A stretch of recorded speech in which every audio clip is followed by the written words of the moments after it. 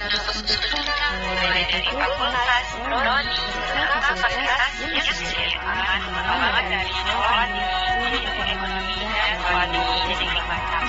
Di UTK sendiri terdapat 5 fakultas, dan 5 fakultas tersebut terdiri dari 4 teknologi yang berbeda. Yang pertama, fakultas yang kedua, fakultas kimia.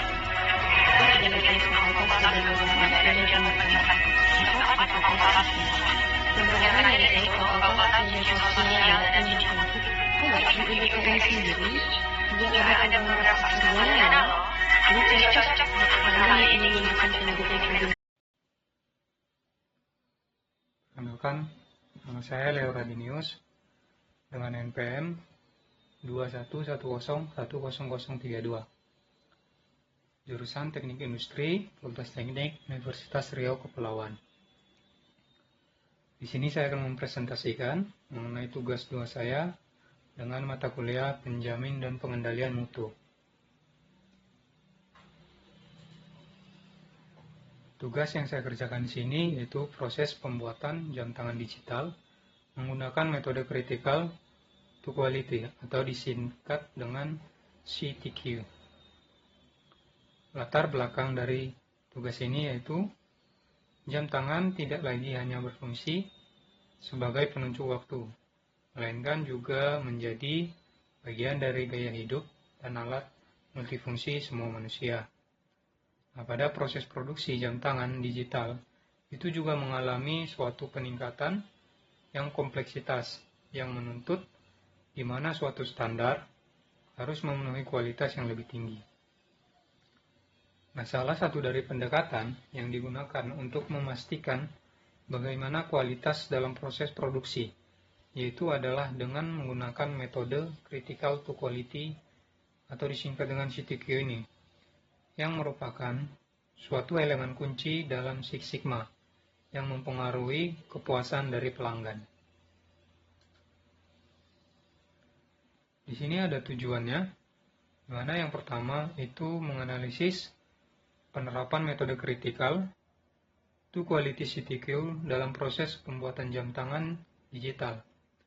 Kemudian kedua, mengidentifikasi faktor-faktor critical to quality CTQ yang paling mempengaruhi kualitas produk dari jam tangan digital. Kemudian yang ketiga, mengembangkan suatu strategi untuk meningkatkan kualitas pada jam tangan digital melalui pendekatan CTQ. Manfaat dari penerapan CTQ dalam pembuatan jam tangan digital. Penerapan metode CTQ ini dalam proses pembuatan produksi jam tangan digital itu menawarkan berbagai manfaat yang penting, yaitu seperti peningkatan dari kualitas dan efisiensi. Dalam suatu industri elektronik, ketepatan dan keandalan fungsi digital itu merupakan suatu hal pokok yang penting yang harus dilakukan oleh suatu industri. Nah, melalui penerapan CTQ ini, aspek-aspek penting seperti daya tahan baterai, akurasi fungsi waktu, dan ketahanan fisik dapat diidentifikasi dan dioptimalkan sesuai dengan ekspektasi konsumen.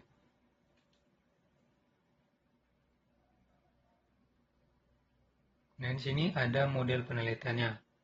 Model penelitian yang pertama itu studi literatur yang dilakukan untuk mendapatkan pemahaman yang mendalam mengenai metode critical to quality serta penerapannya dalam berbagai industri.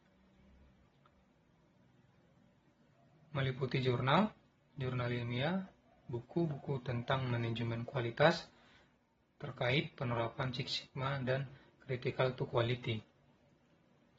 Kedua, fokus pada observasi, yaitu pada proses yang memiliki dampak signifikan terhadap kualitas produk, seperti perakitan komponen digital,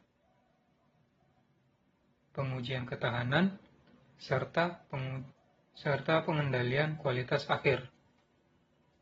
Kemudian yang ketiga, proses identifikasi CTQ itu dilakukan melalui beberapa wawancara, dan diskusi dengan para pakar manajemen kualitas di pabrik, serta melalui analisis data yang dikumpulkan dan proses produksi.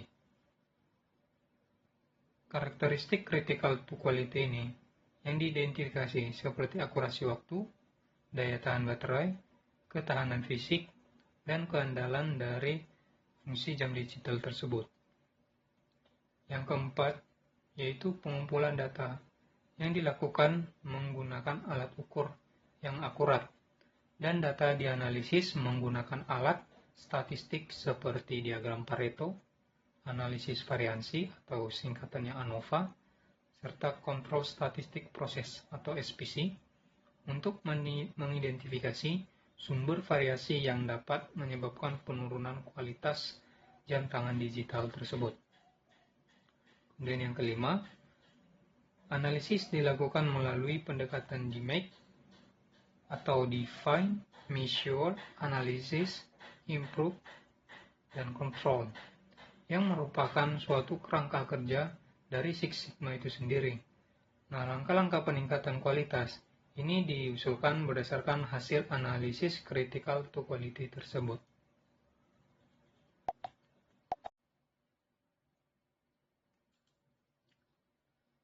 Kemudian diagram alir dari model penelitian yang tadi, yaitu di sini ada inputnya.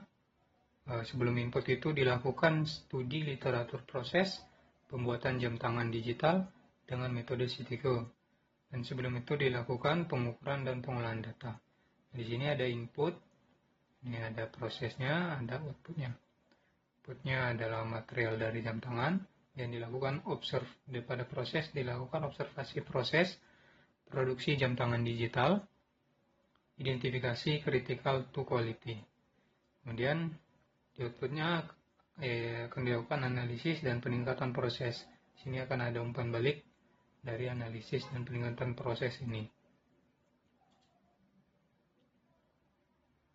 Kemudian di sini ada gambar mengenai prosedur penelitian. Di sini di flow diagram ini, pertama ada langkah mulai atau start. Kemudian ada identifikasi masalah, menentukan tujuan penelitian,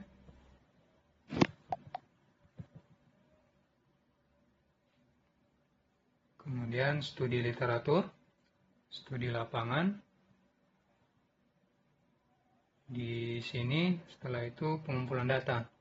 Nah, untuk pengumpulan data melakukan observasi langsung, wawancara dokumentasi, kemudian ada pengolahan data. Pengolahan datanya menggunakan metode critical to quality atau CTQ.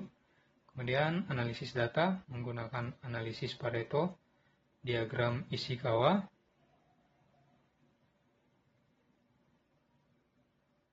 kontrol statis menggunakan analisis variansi atau ANOVA, kontrol statistik proses SPC, dan validasi data, dan kesimpulan dan saran.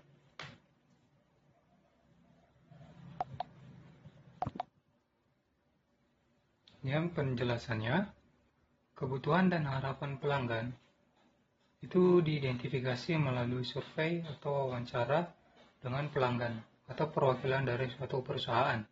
Misalnya, untuk jam tangan digital, atribut seperti daya tahan baterai, ketepatan waktu, dan keandalan fungsi itu merupakan hal penting CTQ yang paling utama. Yang kedua, setelah CTQ diidentifikasi, data terkait proses produksi yang relevan akan dikumpulkan. Nah, pada tahap proses ini, pengukuran dilakukan untuk mengetahui sampai sejauh mana kualitas dari produk saat ini itu berada. Kemudian yang ketiga, data yang telah dikumpulkan tersebut itu kemudian akan dianalisis untuk mengidentifikasi bagaimana akar masalah yang menyebabkan penurunan kualitas atau ketidaksesuaian terhadap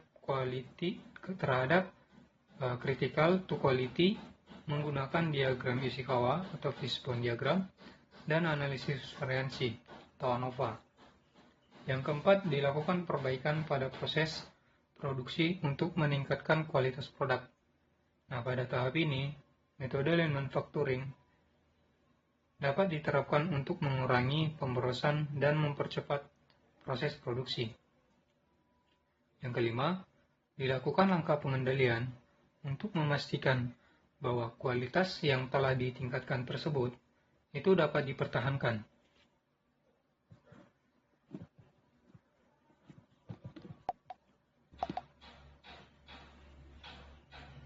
Itu dapat dipertahankan dalam jangka panjang. Nah, pada tahap ini, metode seperti kontrol statistik proses atau SPC itu digunakan untuk memantau parameter-parameter kunci yang terkait dengan CTK.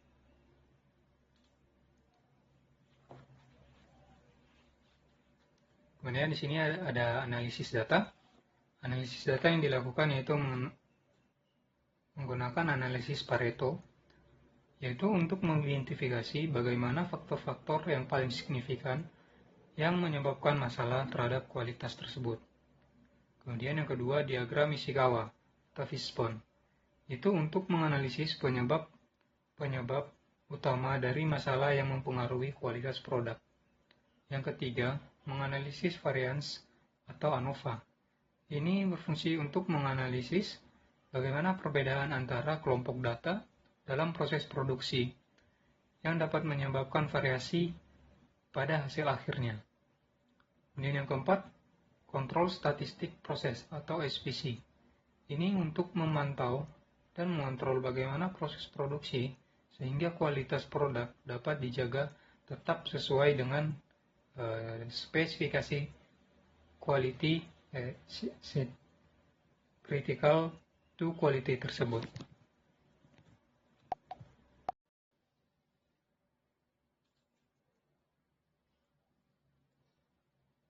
Masuk pada hasil dan pembahasan.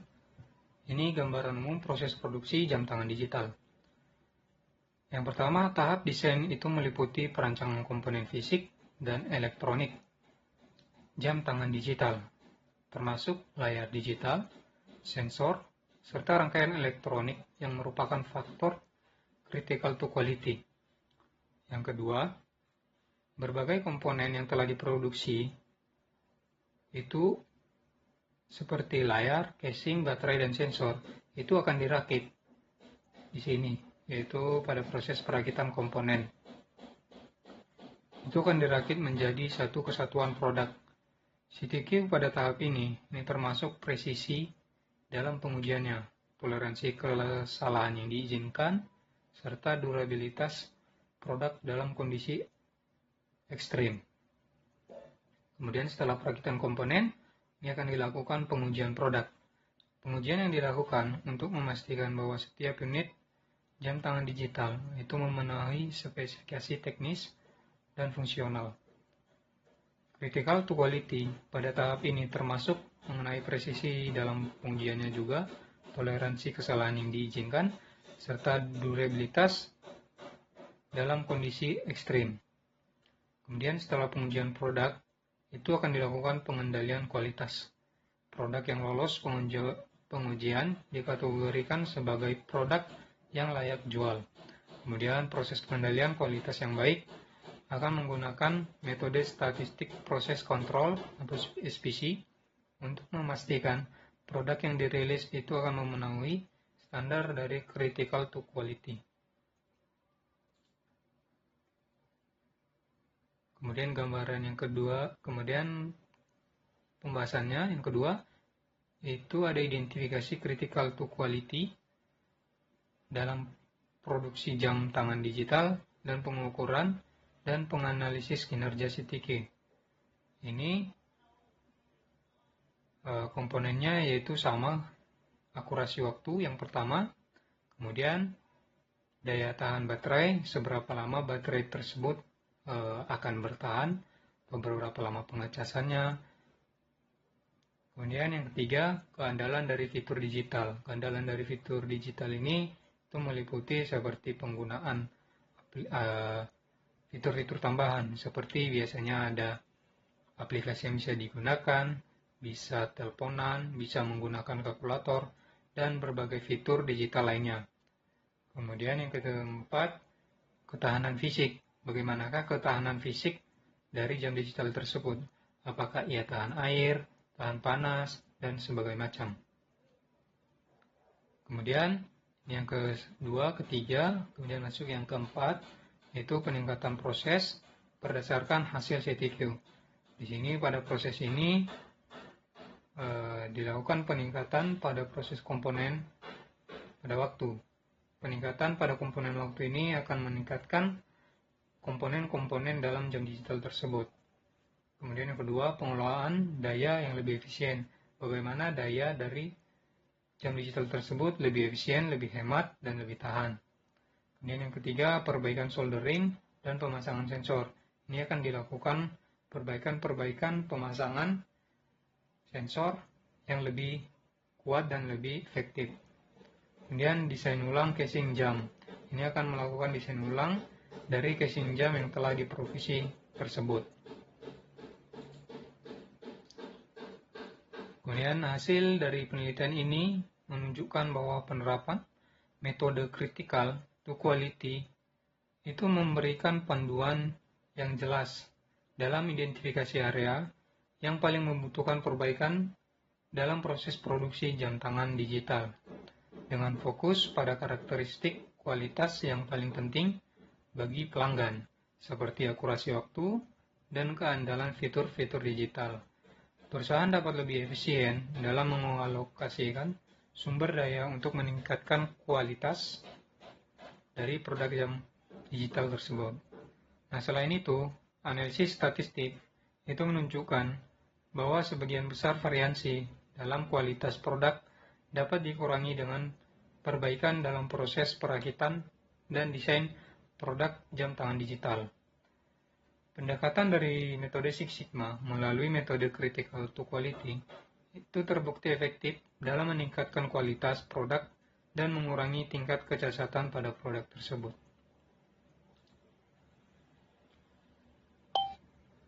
Baik, sekian untuk presentasi saya. Apabila ada kekurangan, saya mohon dimaklumi.